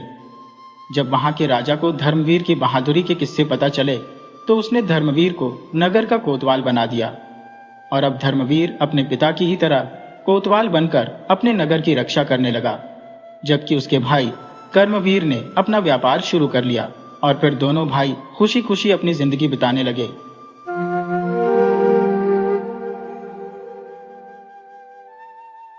एक छोटे से गांव में श्याम नाम का एक तेली अपनी जीवन संगिनी के साथ रहता था। उनका पुश्तैनी काम था कोल्हू से तेल निकालना, उसे बेचना और इसी से अपनी रोजी रोटी चलाना। श्याम और उसकी पत्नी का विवाह हुए कई बरस हो गए थे।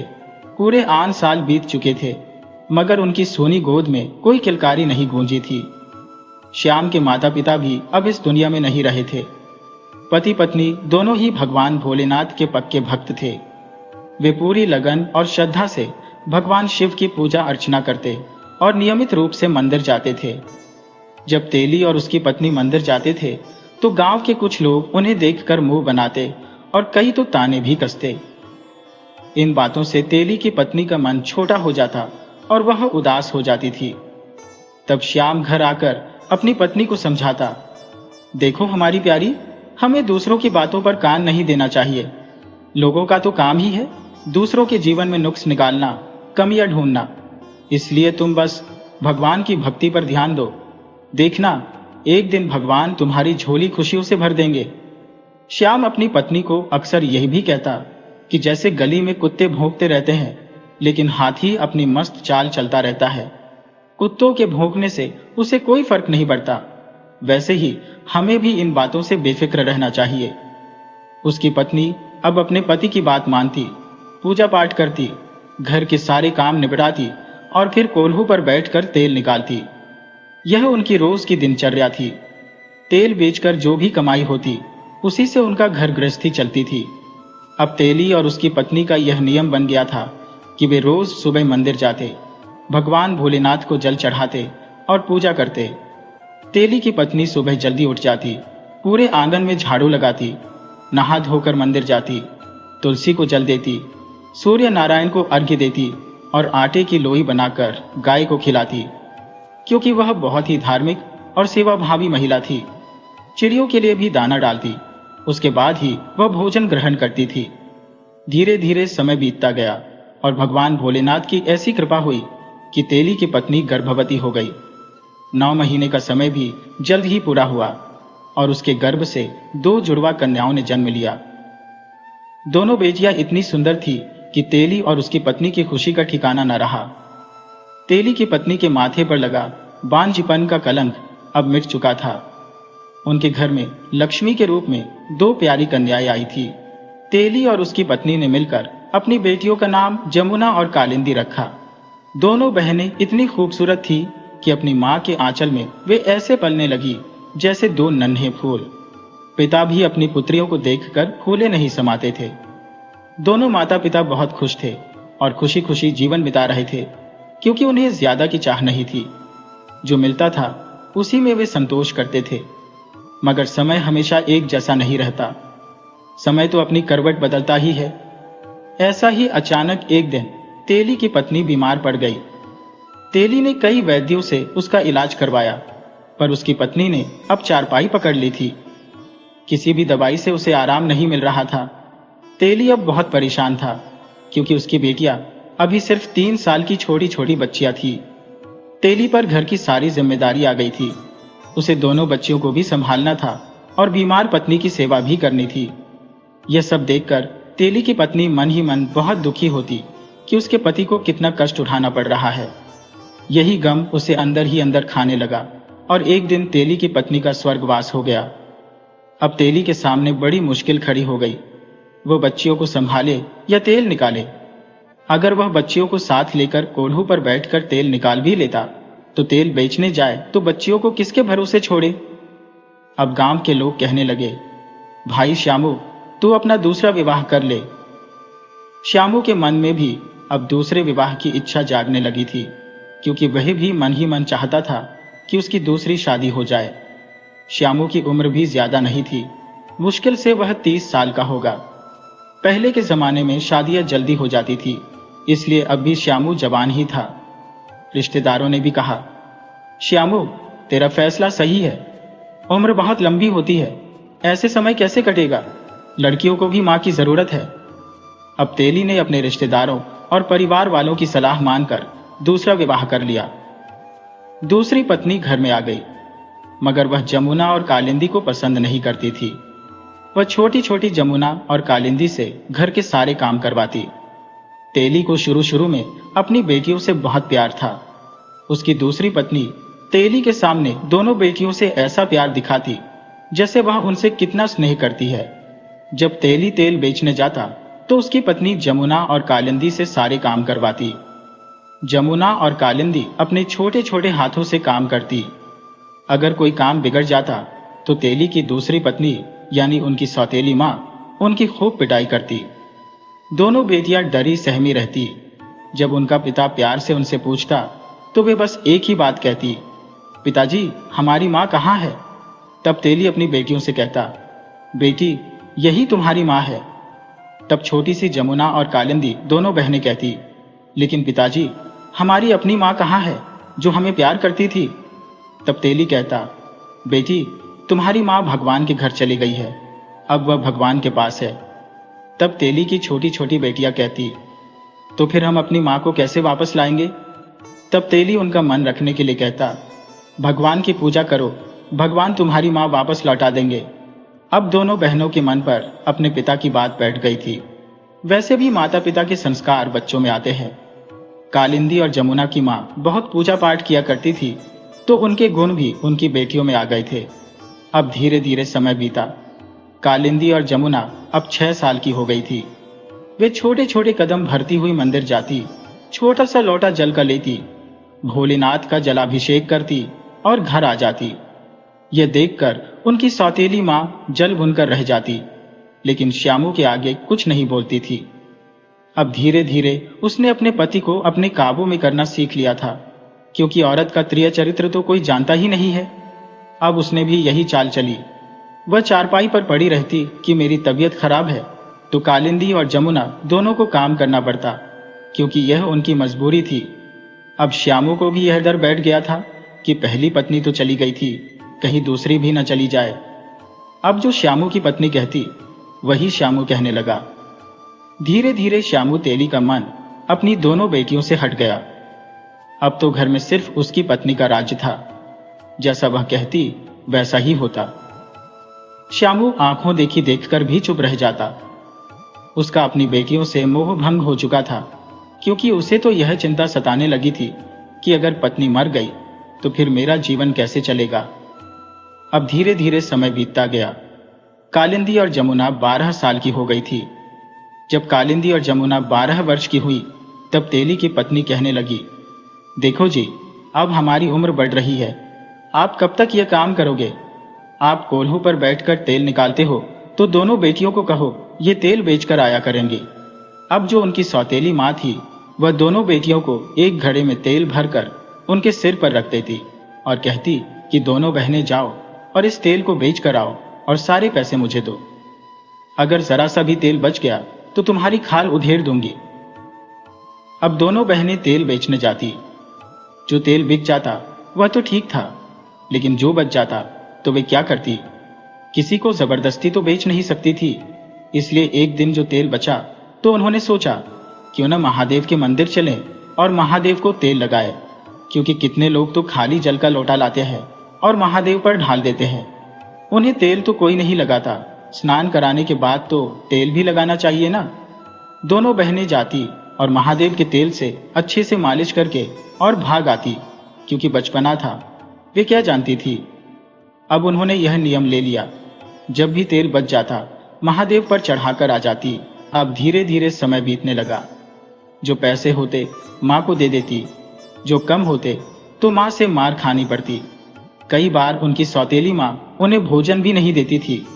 अगर वे भोजन करने बैठती तो कई बार उनके हाथों से छीन लेती थी। बेचारी दोनों बहनें बड़ी दुखी, क्या कर सकती, वे माता थी। पिता ने भी मुंह मोड़ लिया था। दोनों बड़ी दुखी थी। दोनों बहनें एक दिन तेल बेचने जा रही थी तो रास्ते में उन्होंने देखा कि कहीं पर शिव चर्चा चल रही थी। अब दोनों बहनें चर्चा में बैठ गई तो वहां की कथा, कहानी, भजन सुनने में उन्हें असीम आनंद आया और वे तेल बेचना ही भूल गई। सुबह से शाम हो गई, अब तेल कहाँ बेचने जाए। लड़की जात है, अंधेरा गिरने को है। दोनों बहनें मंदिर के पास खड़ी होकर रोने लगी कि आज तो मार लगेगी बहुत तगड़ी वाली, सुबह की भूखी प्यासी है। महादेव और माता पार्वती उसी समय वहां से निकलकर जा रहे थे। जब दोनों बेटियों का रोना उन्होंने सुना तो माता पार्वती बोली, हे महादेव, कोई दुखिया रो रहा है, कोई बच्ची है। महादेव कहने लगे, हे पार्वती, संसार सागर है, कोई दुखी है, कोई सुखी है। माता पार्वती तो ममता की मूर्ति है। वह कहने लगी, नहीं महादेव, आप जाइए, पहले देखिए कि कौन दुखिया रो रही है। अब महादेव जी जो गए, क्योंकि पार्वती की जिद के आगे तो उन्हें झुकना ही पड़ा। तो जानते तो सब थे, क्योंकि लीला है महादेव की। तो वह जाकर देखते हैं, दोनों बहनें रो रही है। पार्वती जी कहने लगी, महादेव इनसे पूछिए। तो दोनों कहती है कि महादेव जो एक बूढ़े बाबा का भेष बनाकर गए थे, और कहने लगी। माता पार्वती भी बुढ़िया बनकर पेड़ के नीचे खड़ी हो गई। महादेव जाकर कहने लगे कि बेटी क्यों रो रही हो। तो दोनों बेटियों ने रो रो कर अपनी कहानी बताई कि आज हम तेल चढ़ाने जा रहे थे, तो इतना तेल तो मंदिर में भी नहीं चढ़ा सकते, घड़ा भरा हुआ है। आज हमारी माता हमें बहुत मारेगी, खाना भी नहीं देगी। यही सोच सोच कर हम रो रहे हैं। आज तो डंडे से पिटाई करेगी, पूरा शरीर सुजाकर रख देगी। अब महादेव जी को उन बच्चियों पर दया आ गई। महादेव जी ने उनका सारा तेल खरीद लिया और बोले, कितना पैसा हुआ। वे बोली, 50। अब 50 महादेव जी ने उन्हें 100 का नोट दिया। बोले, बेटी खुश होकर घर जाओ। अब दोनों बेटियां खुश थी, दोनों घर गईं। सौतेली माँ बोली, तेल बेच आई। वे बोली, हाँ, आज तो हमारा सारा तेल बिक गया, और रुपये 100 माँ के हाथ पर रख दिए। लेकिन दोनों बहनें कथा कहानी सुनकर, शिव चर्चा सुनकर बड़ी प्रसन्न थी। भोले के प्रति उनकी जो भक्ति भावना जागृत हो रही थी। अब वे दोनों अगले सोमवार का इंतजार करने लगी। एक एक करके दिन बीतने लगे। इतवार की रात को दोनों बहनों को नींद नहीं आई। कहने लगी कि सुबह जल्दी चलना है, चर्चा सुनेंगे। दोनों बहनें सुबह जल्दी उठी, खाना बनाया, घर का काम निपटाया और बोली, माँ जल्दी जाएंगी तो जल्दी तेल बेच देंगे, नहीं तो ग्राहक चले जाते हैं। सौतेली माँ भी खुश हो गई और उन्हें जाने दिया। दोनों बहनें गईं तो देखा मंदिर के पास चर्चा हो रही है। काफी भीड़ लगी हुई है। कोई कहानी सुना रहा है, कोई कथा सुना रहा, कोई भजन कीर्तन कर रहा है, सब सुना रहे थे। अब दोनों बहनों की बारी आई। उन्होंने भी अपनी दुख भरी कहानी सुना दी। सब लोग उनकी कहानी सुनकर उनकी आंखों में आंसू आ गए। अब उन्हें लोगों को जो उन लड़कियों से बड़ी हमदर्दी हो गई। सब लोग उनकी सहायता करने के लिए उठे, उनका तेल खरीद लिया। अब वे दोनों चल दी तो बाहर उन्होंने एक बूढ़े बाबा को देखा जो कि महादेव थे। पिछले सोमवार को भी उन्हें मिले थे। बूढ़े बाबा को देखकर दोनों कहने लगी, अरे बाबा, आप तो वही हो जो हमें हमारा तेल खरीदा था। तो बाबा बोले, हाँ बिटिया, मैं वही हूँ। तो बोले, बिटिया कहाँ से आ रही हो, आज तेल बेच दिया। हाँ बाबा, आज तो कथा में सब लोगों ने हमारी आप बीती सुनी तो सबने हमारा तेल खरीद लिया। बाबा बोले, खुश रहो बच्चों। बोली, बाबा। लेकिन बाबा बोले, अब तुमने कथा में क्या सुना। तो वह बताने लगी, हमें कथा सुनना बड़ा अच्छा लगा। भोले बाबा के बारे में जाना कि कथा सुनने का कितना पुण्य मिलता है, सारे पाप कट जाते हैं, मन मांगी मुराद पूरी होती है। बाबा बोले, तो बेटा तुम भी अपने घर जाकर कथा कराओ। बोली, बाबा मन तो बहुत है कथा कराने का, लेकिन सौतेली माँ है और पिताजी कुछ कहते नहीं, उल्टा हमें ही डांटते हैं। अगर कुछ हो गया तो हमें बहुत मारेगी माँ हमारी, हमें कथा नहीं कराने देगी। तब भोले बाबा बोले, तुम चिंता न करो, तुम मेरी कथा कराओ और यह लो रुपये 200। तुम इनसे प्रसाद, फूल माला जो भी लाना है सब सामान खरीद लेना। दोनों बहनें खुशी खुशी चल दी। सोमवार का इंतजार करने लगी। सोमवार आ गया। सोमवार को कहने लगी, माँ, हम जो अपने घर कथा कराना चाहते हैं। अब सौतेली माँ तो यह सुनकर भड़क उठी। जरूर इन्होंने तेल में से पैसे बचाए होंगे, नहीं तो इनके पास सामान खरीदने के लिए पैसे कहाँ से आए। सौतेली माँ ने तलाशी ली। जो भोले बाबा ने पैसे दिए सारे छीन लिए। बोली, तुम मुझसे ही जो चालाकी करती हो, पैसे बचाती हो, तुम्हें अभी कथा कराती हो। ये कहकर 2-2 डंडे लगा दिए दोनों बहनों में। दोनों रोने सुबकने लगी। कहने लगी, माँ, आप पैसे ले लो, हम जो ऐसे ही कथा करा लेंगे। अब सौतेली माँ ने छिड़कर कहा कि जाओ, बाहर आंगन में जो करना है करो। अब दोनों बहनें खुश हो गईं। कालिंदी जो बगीचे में गई, फूल माला, फूल तोड़ने, भान धतूरा जो भी था तोड़ लाई। फल के 2 अमरूद भी तोड़ लाई, क्योंकि गांव में तो फल के पौधे होते हैं, तो तोड़ लाई। क्योंकि पैसे तो माँ ने छीन लिए, इसलिए बादाम, मिश्री, सुपारी यह चीज तो नहीं ला पाई प्रसाद के लिए। आज जो जमुना थी वह घर घर बुलावा देने चली गई कि आज हमारे यहाँ कथा है। अब दोनों बहनें कथा करने के लिए बैठ गईं। आंगन भर गया। काफी लोग आए कथा सुनने के लिए। भोले बाबा की महिमा थी। अब भोले बाबा भी एक ब्राह्मण का रूप धरकर कथा सुनाने आ गए। अब तो कालिंदी और जमुना बहुत खुश थी कि पंडित जी भी आ गए कथा सुनाने के लिए। उन्होंने कथा सुनानी आरंभ की। कथा प्रारंभ हुई। जब स्वयं भोलेनाथ कथा सुनाएंगे तो अमृत ही बरसेगा। अब तो वह कहने लगी, बाबा, जब चढ़ाने की बात आई, हमारे पास तो यह 2 अमरूद है, ये भान धतूरा हम बगीचे से तोड़ लाए हैं। अब तो भोले बाबा बने पंडित जी कहते हैं, कोई बात नहीं बेटा, मेरा जो लालो इसमें सब फल फूल है, तुम चढ़ाओ। और परात में जैसे उन्होंने मखाने, मेवा निकालकर प्रसाद बनाया। क्या देखती है, कई मन प्रसाद हो गया। सब लोग आश्चर्य से देखने लगे। अरे, कालिंदी और जमुना ने कितनी प्रसादी चढ़ाई है। सब लोगों में भर भर कर प्रसाद बांटा गया। अब जब भोले बाबा कथा सुनाकर जाने लगे, तब दोनों बहनें कहने लगी कि पंडित जी, आप भी प्रसाद ले जाओ। और कहने लगे, भोले बाबा, हाँ हाँ, क्यों नहीं, मुझे भी प्रसाद दो। जैसे ही वो भोले बाबा के झोले में डालने लगी, तो भोले बाबा के झोले में एक महादेव की मूर्ति रखी हुई थी। दोनों बहनों ने वह मूर्ति देखी तो कहने लगी, बाबा, आपके झोले में तो भगवान भोलेनाथ की मूर्ति है। देखो कितनी लाओ, हम इसी की पूजा कर देते हैं। अब भोले बाबा थोड़े सकपका गए, क्योंकि अब तो वह कैसे मना करें। वो बोले, कुछ बहाना बनाकर, ठीक है, तुम मूर्ति को इतने प्रसाद चढ़ाओ, पूजा करो, मैं अभी आता हूं। ये कहकर भोले बाबा वहां से चले गए।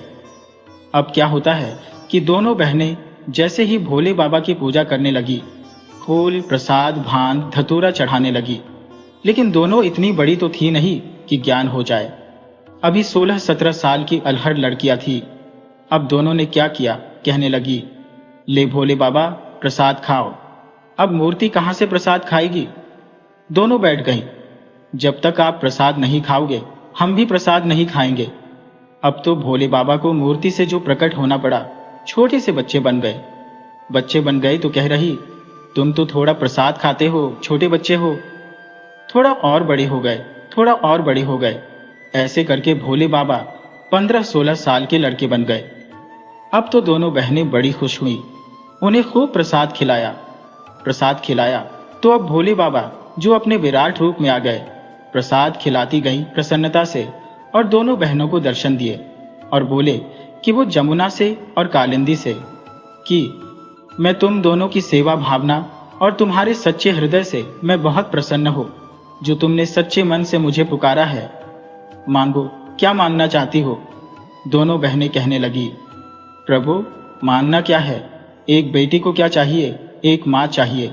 हमारी माँ हमें लौटा दो प्रभु, अपनी माँ के बिना हम बहुत ही दुख पा रहे हैं। भगवान जी बोले, बेटा, तुम कुछ भी मांगो, लेकिन जो उस लोक में चला गया उसे तो वापस नहीं भेजा जा सकता। लेकिन दोनों बहनें जिद करके बैठ गईं कि हे प्रभु, आपने वचन दिया है कि जो भी मांगोगे आप पूरा करेंगे, अब अपना वरदान पूरा करो। अब भोले बाबा को उनकी बात माननी पड़ी। उनकी माँ को स्वर्ग से बुलाना पड़ा। अब तो दोनों बहनें अपनी माँ को देखकर बड़ी प्रसन्न हुई और दूसरा वरदान मांगने के लिए जब भोले बाबा ने कहा तो दोनों बहनें कहने लगी, हे प्रभु, अब हम शादी के योग्य हो गए हैं। सौतेली माँ हमारा विवाह नहीं करना चाहती। पिता को हमारी कोई फिक्र नहीं है, क्योंकि हमें तो बिल्कुल विश्वास नहीं है हमारी सौतेली माँ न जाने हमारा कैसा घर बसाए। अब भगवान भोलेनाथ बोले कि तुम्हारा विवाह राजघराने में होगा। राजकुमार के साथ तुम्हारा जीवन, शेष जीवन जो भी है, सब खुशियों से भरा होगा। इतना कहकर भोले बाबा वहां से अंतर्ध्यान हो गए। अब दोनों बहनें अगले दिन जो मंदिर में गई, बड़ी ही मधुर आवाज में भजन गा रही थी। बाहर काफी भीड़ लगी हुई थी। तभी उस नगर के राज्य के जो राजा था, उसके 2 राजकुमार थे। दोनों घोड़े पर सवार होकर अपने नगर का जायजा ले रहे थे। कहीं कोई परेशान तो नहीं है। जब उन्होंने मंदिर के पास इतनी भीड़ लगी देखी, तो वह भी जानने को उत्सुक हुए कि आखिर यहाँ क्या मामला है जो इतनी भीड़ लगी हुई है। दोनों राजकुमार मंदिर के पास गए तो देखा 2 सुंदर कन्याएं बड़ी ही सुरीली आवाज में भोले के भजन गा रही है। दोनों राजकुमार दोनों बहनों पर मोहित हो गए। अब दोनों उनका इंतजार करने लगे। भजन चर्चा समाप्त हुई। दोनों बहनें प्रसाद लेकर अपने घर जाने लगी तो दोनों राजकुमार भी उनके पीछे पीछे चल दिए और जाकर देखा कि अरे, ये किस घर खानदान की है। देख लें तो जाकर पता चला कि यह तो तेली जो श्यामू है, उसकी पुत्री है। अब दोनों राजकुमार उनके घर गए और उनसे कहा कि हमें तुम्हारी पुत्रियां पसंद है, इसलिए हम उनसे विवाह करना चाहते हैं। तेली कहने लगा, नहीं, मैं अपनी पुत्रियों का विवाह नहीं करूंगा, क्योंकि तेली की जो दूसरी बीवी थी, कालिंदी और जमुना की सौतेली माँ थी, उनकी अभी तक अपनी कोई औलाद नहीं हुई थी। तो तेली कहने लगा, अगर मैंने इनका विवाह कर दिया तो मेरा घर का खर्च कैसे चलेगा? मेरा तेल कौन बेचेगा? क्योंकि मैं तो अब मेरी उम्र बढ़ रही है और कोल्हों पर मुझे बैठना पड़ता है। यह सुनकर दोनों राजकुमार ने एक थैली सोने की अशर्फिया उस तेली को दे दी और कहा कि अपनी बेटियों की शादी की तैयारी करें। राजा भी अपने राजकुमारों की बात सुनकर, ऐसी संस्कारवान और गुणवान लड़कियों के बारे में सुनकर बड़ा प्रसन्न हुआ। अब राजकुमारों की दोनों बहनों से शादी हो गई। दोनों बहनें जो रानी बनकर राजमहल में आ गई। अब तो दोनों के दिन बड़े चैन से बीतने लगे। अपनी माँ को भी वह अपने साथ रखने लगी थी, क्योंकि उनकी माँ भी अब अपने पति के साथ रहना नहीं चाहती थी कि उसकी लड़कियों के साथ उसके पति ने ऐसा व्यवहार किया। अब वे उनके दिन सुख से बीतने लगे। उधर तेली और जो उसकी दूसरी पत्नी थी, उनके घर फाका पड़ने लगा। कहते हैं ना कि बेटियां अपने नसीब का लेकर आती है, और यही था कि जब तक बेटियां थी तो तेली के घर में कभी भी फाका नहीं पड़ा था, और बेटियों के जाते ही जैसे उसके घर से रौनक चली गई। घर में फाका पड़ गया। अब दोनों भूखा मरने लगे। गली गली भीख मांगकर खाने लगे। बहुत से लोग उन्हें भीख देते, बहुत से दुत्कार देते। दोनों अब अपनी जिंदगी के अपने किए हुए कर्मों की सजा भोगने लगे। सब लोगों को उनकी सच्चाई पता चल गई थी कि सौतेली माँ अपनी बेटियों के साथ कैसा व्यवहार करती थी, कितना उन्हें दुखी करती थी। यही सब सोचकर लोग उनसे घृणा करने लगे। कभी कभी किसी को दया आ जाती तो कोई 1-2 रोटी उन्हें पकड़ा भी देता, लेकिन दूर से। अब उनकी हालत बड़ी खराब थी। उधर दोनों बहनें बड़े सुख से थी, कोई उनके जीवन में कमी नहीं थी। लेकिन कहते हैं ना, बेटियां तो बेटियां होती हैं, चाहे उनके साथ कुछ भी बुरा हो, लेकिन फिर भी मायके से जुड़ी होती है। अब जो कालिंदी और जो जमुना थी, उनको जब अपने सौतेली माता और पिता के बारे में पता चला तो उनका मन तो जो दया से भर उठा, करुणा से भर उठा।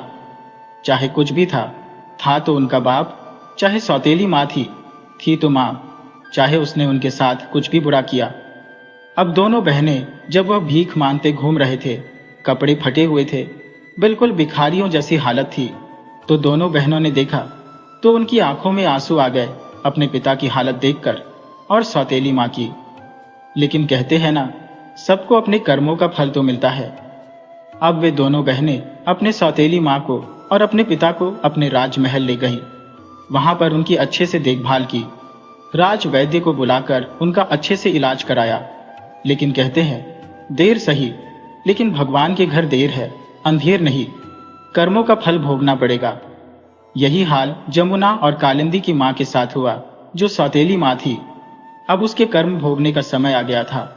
उसे जो कोढ़ की बीमारी हो चुकी थी, कालिंदी और जमुना ने उनके इलाज में, उनकी सेवा में कोई कमी नहीं छोड़ी थी। लेकिन दिन पर दिन बढ़ते हुए कोढ़ का कोई इलाज नहीं था। वह अपनी बीमारी से बड़ी परेशान थी। अब उसे पश्चाताप होने लगा था कि कैसे उन कन्याओं का उसने दिल दुखाया था। आज उसे अपने कर्मों की सजा मिल रही थी। अब वह भगवान से दिन रात प्रार्थना करती कि हे प्रभु, मुझे मृत्यु दे दे, लेकिन ऐसी इस जीवन से मुझे छुटकारा दे। लेकिन जो कालिंदी और जमुना भगवान भोलेनाथ की परम भक्त थी, वह रोज मंदिर जाती, शिवलिंग पर जो जल चढ़ाती उसे अपनी माँ के, सौतेली माँ के लिए लाती और उसको उसे जल में डालकर स्नान कराती और थोड़ा उसे पिलाती, जिससे उसकी माँ का कोढ़, जो अब इतना दुखदाई नहीं था, लेकिन अब उसे अपने किए पर बड़ा पछतावा होता। उसकी नजर अपनी बेटियों से मिल नहीं पाती थी। वह इसी सदमे में रहती थी कि उसने कितना बुरा उन बेटियों के साथ किया। लेकिन धीरे धीरे समय बीता और इसी गम ने धीरे धीरे उसकी बीमारी तो ठीक हो गई, उनकी सेवा भावना से और भगवान भोलेनाथ के चमत्कारी जल से। लेकिन वह अब यह बर्दाश्त नहीं कर पा रही थी कि जो उसने किया वह बिल्कुल ठीक नहीं किया था। यही गम उसे अंदर ही अंदर खाए जा रहा था और एक दिन वह परलोक सिधार गई। और जमुना और कालिंदी ने अपनी माँ की सेवा में कोई कसर नहीं छोड़ी थी। उन्होंने अपनी बेटी होने का फर्ज निभाया था। जैसा फल जो उनकी सौतेली माँ को मिला, ऐसा फल भगवान किसी को न दे। तो दोस्तों, यह थी जमुना और कालिंदी की कहानी, जो हमें सिखाती है कि कर्मों का फल जरूर मिलता है और नेक दिल से की गई सेवा कभी बेकार नहीं जाती। जीवन में भले ही कितनी भी मुश्किलें आ जाएं, सच्चाई और भगवान पर भरोसा हमें हमेशा सही राह दिखाते हैं। इस कहानी ने हमें यह भी सिखाया कि अपनों के प्रति दया और क्षमा का भाव रखना कितना जरूरी है। अगर आपको यह कहानी पसंद आई हो तो प्लीज हमारे चैनल को सब्सक्राइब करें, वीडियो को लाइक करें और शेयर करें और कमेंट्स करके हमें बताएं आपको यह कहानी कैसी लगी। राधे राधे।